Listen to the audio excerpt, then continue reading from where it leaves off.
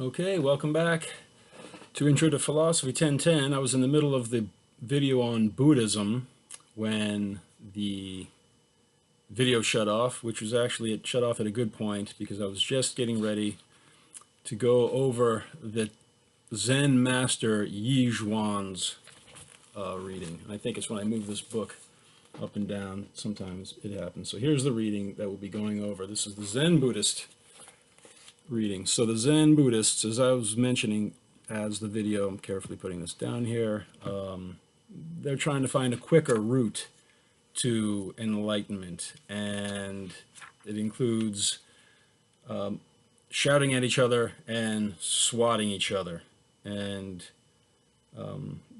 giving seemingly nonsensical answers to questions. So on page 246, the recorded conversations of Zen master Yi Zhuan.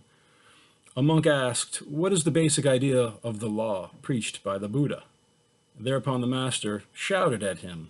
The monk paid reverence. The master said, "The master and the monk can argue all right." Question: Master, whose tune are you singing? Whose tradition are you perpetuating? The master said, "When I was a disciple of Huang Po, I asked him 3 times, and I was beaten 3 times. As the monk hesitated about what to say, the master shouted at him and then beat him, saying, "Don't nail a stick into empty space." So that's just a little sampling of what the flavor of this dialogue is. So again, the whole point that we saw with the questions to King Milinda that Nagasena, the Buddhist monk, answered was, they call me Nagasena, but that's just the name, one word referring to a collection of ever-changing parts.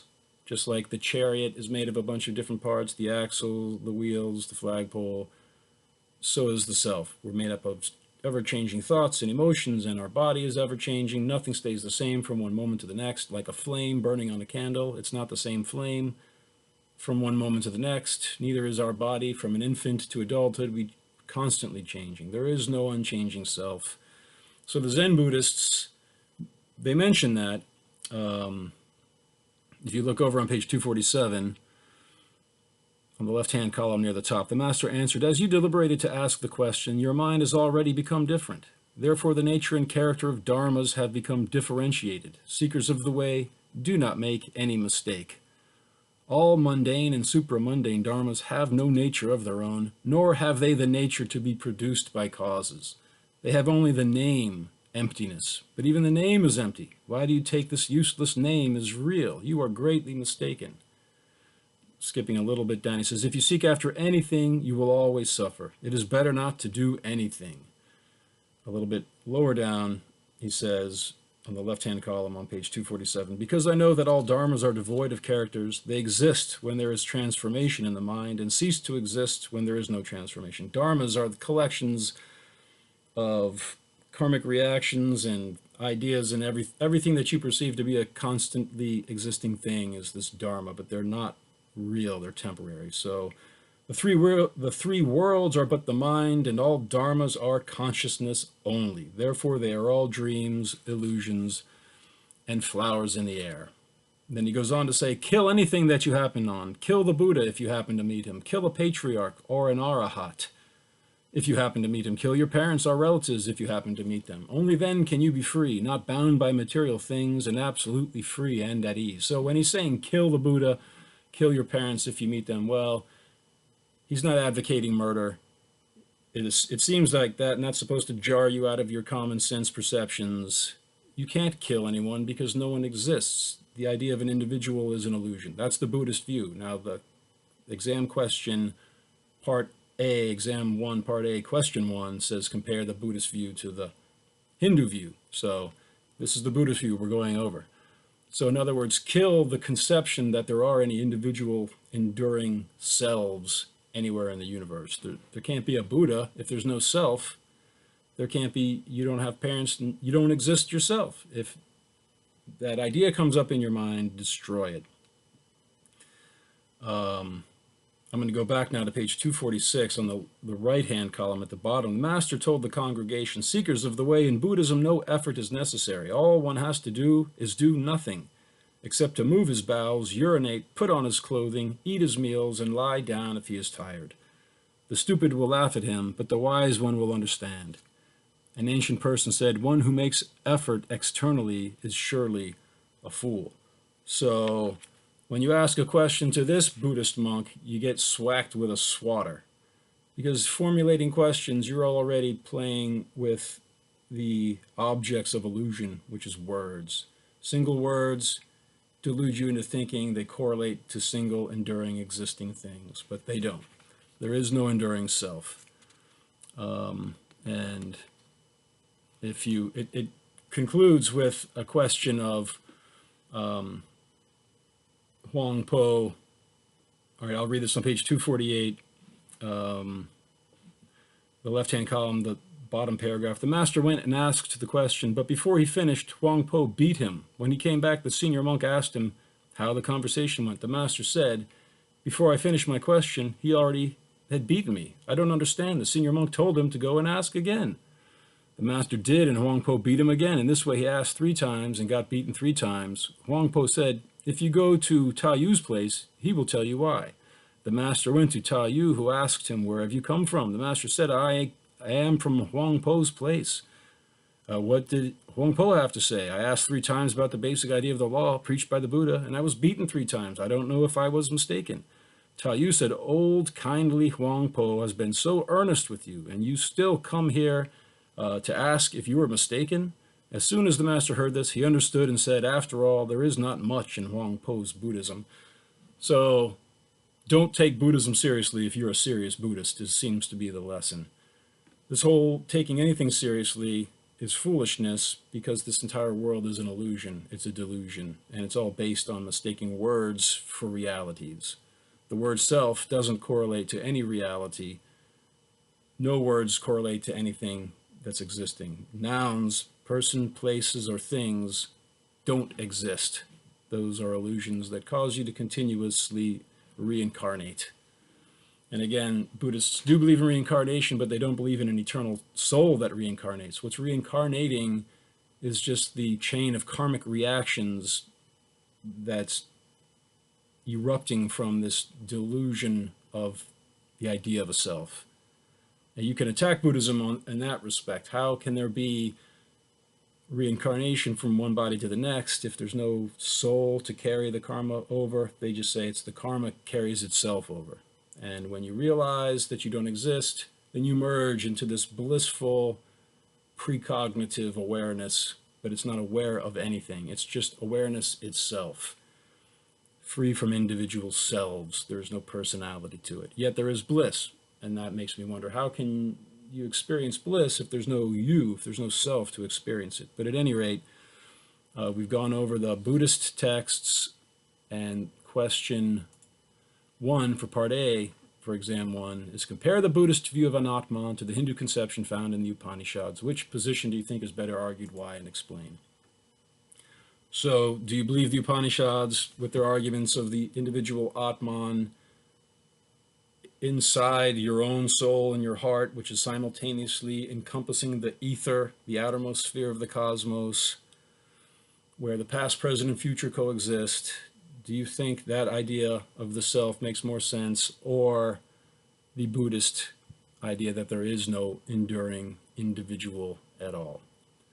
So don't stress too much about it. Again, I know this is an introductory class, but try to support your opinion with some pertinent short quotes from the book, and you'll do fine. Okay, so now we're moving on to question number 2, part A. In what ways are Madhava's materialist philosophy, as presented in Compendium of Philosophy, similar to and different from the Buddhist philosophy presented in the various Buddhist texts we read, Indian and Chinese? So Madhava's materialist philosophy is actually very similar to the modern Darwinian, neo-Darwinian philosophy, which says that consciousness emerged at some point on the Darwinian timeline when inert chemicals interacted randomly to create a self-replicating living DNA molecule. So that's very similar.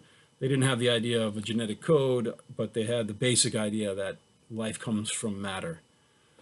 And as I said at the beginning of the previous video, the similarity with Buddhism is that the materialist philosophy of India, Madhava's it's called the Charvaka System, it agrees with Buddhism that there's no individual soul, there's no individual self, but it disagrees with Buddhism in saying that there's no spirituality at all. Everything's material, and consciousness is like the inebriating power developed from the mixing of certain ingredients. That's a quote from page 230 on the right-hand column. So if you take certain material ingredients like grapes and you let them ferment, then alcohol is produced. Similarly, if you take certain material ingredients and let them combine in a certain way, consciousness is produced. That's the theory. And not only that, he's saying, he adds to that the philosophy of empiricism. If I can't perceive it with one of my 5 sense organs, it's not real. If I can't see it with my eyes, touch it with my fingers, hear it with my ears, smell it with my nose, taste it with my tongue, then it's not real. I can't see or smell or taste or touch or hear a soul or God.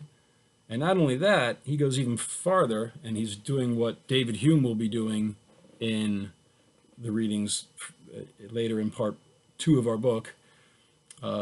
He's saying you can't even believe in cause and effect or inference. You can't have knowledge from inference. If you look on page 230, he says, at the right-hand column, up at the top, I'll just read this part. In this school, the 4 elements, earth, water, fire, and air, he doesn't mention all of them, he just mentions earth. But notice he leaves out the ether. So in the Upanishads, ether it's the 5th element, the quintessence, the 5th element, that contains all the other 4 and projects their history from itself, from this timeless ether. Materialists reject the idea of the ether. Everything comes from the 4 elements, earth, water, air, and fire. So in this school, the 4 elements, earth, water, air, and fire, are the original principles. From these alone, and when transformed into the body, intelligence is produced, just as the inebriating power is developed from the mixing of certain ingredients. And when these are destroyed, intelligence at once perishes also. So that's their basic philosophy. Continuing down a little bit, he says, springing forth from these elements, itself solid knowledge, it is destroyed. When they are destroyed, after death, no intelligence remains. Therefore, the soul is only the body, distinguished by the attribute of intelligence, since there is no evidence for any soul distinct from the body. As such, cannot be proved, since this school holds that perception is the only source of knowledge and does not allow inference, etc. The only end of man is enjoyment produced by sensual pleasures. That's their philosophy in a nutshell. That part about the only source of knowledge is sense perception and not inference. So inference means if you see one event, you can infer from that event general rules that will apply to other events. The Charvaka materialist school, this atheistic philosophy of ancient India, says, no, you can't trust that. It might work most of the time, but it won't. You can't guarantee that it is invariably going to work. So I'm going to look over on page 231. On the right-hand column, there's the quote. So all this has been thus summed up. In this school, there are 4 elements, earth, water, fire, and air. And from these 4 elements alone is intelligence produced, just like the intoxicating power from kinva, a type of grain, mixed together. Since in I am fat, I am lean, these attributes abide in the same subject, and since fatness, etc., reside only in the body, it alone is the soul and no other. And such phrases as my body are only significant metaphorically. So they say, well, look, when you say I'm fat or I'm skinny or I'm tired, that's your common sense telling you I am my body. But then you say I have a body, that's not using language properly. You are the body, that's what they're saying. So, be it so, says the opponent. Now, Madhava's responding, he's playing devil's advocate against his own atheistic philosophy. He says, be it so, says the opponent, your wish would be gained if inference, etc., had no force of proof. But then they have this force, else, if they had not, then how, on perceiving smoke, should the thoughts of the intelligent immediately proceed to fire? Or why, on hearing another say, there are fruits on the bank of the river, do those who desire fruit proceed at once to the shore? Inference works. We can infer that when we see smoke, there's fire, because we've seen fire produce smoke before. So why can't you trust inference? And if we can infer the existence of a soul, we can't see it or smell it or touch it or taste it, but we can infer that it exists because there's various reasons. Where did all the material things come from? Who started it moving? Something had to be moving. Matter is inherently inert. Something had to move it. There's all these kinds of objections, and now here's how he responds to those objections. He says, all this, however, is only the inflation of the world of fancy. I just want to make sure that this video is still rolling good. Those who maintain the authority of inference accept the sign or middle term smoke as the cause or of knowledge, which middle term must be found in the minor, a mountain as inferential subject, and be itself invariably connected. All right, so I'm going to explain this with the major fire. Now, this invariable connection must be a relation destitute of any condition accepted or disputed, and this connection does not possess its power of causing inference by virtue of its existence, as the eye, etc., are the cause of perception. All right, invariable connection. That's the key word there at the bottom of the right-hand column on page 231. Is smoke invariably connected with fire? Sometimes you can see what you think is smoke and it's a cloud. So if there's exceptions to the rule, then you can't be certain that there's any universally dependable truth that you have discovered.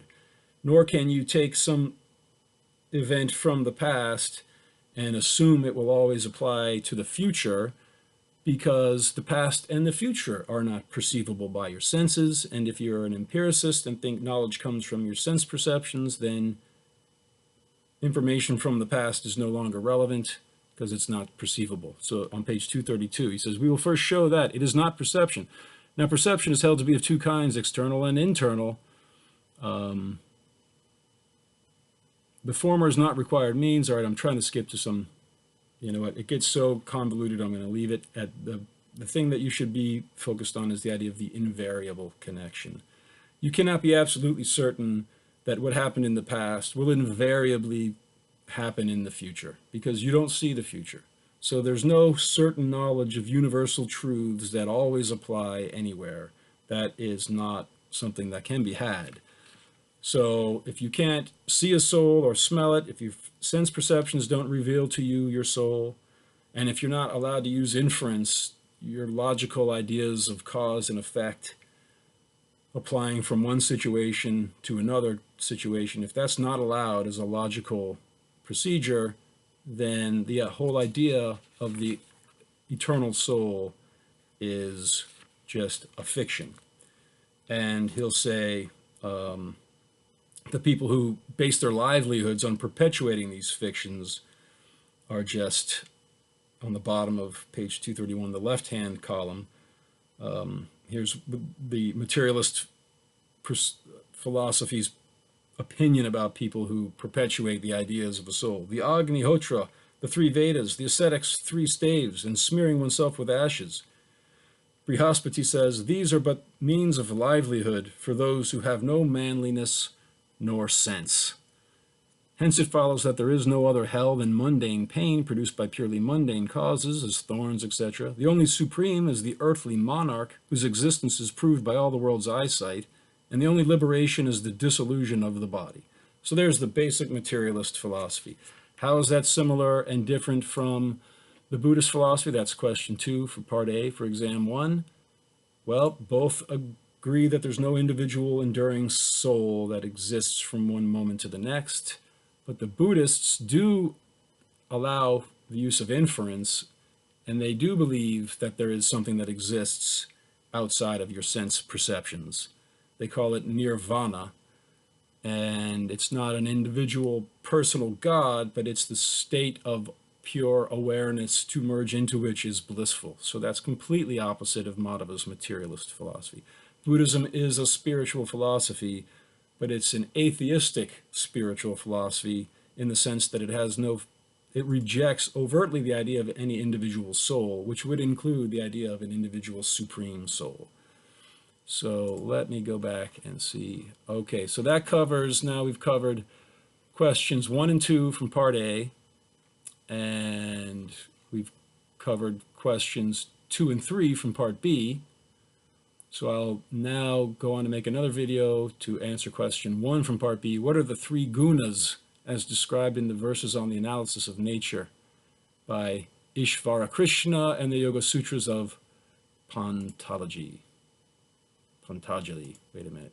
Oh yeah, Pantajali.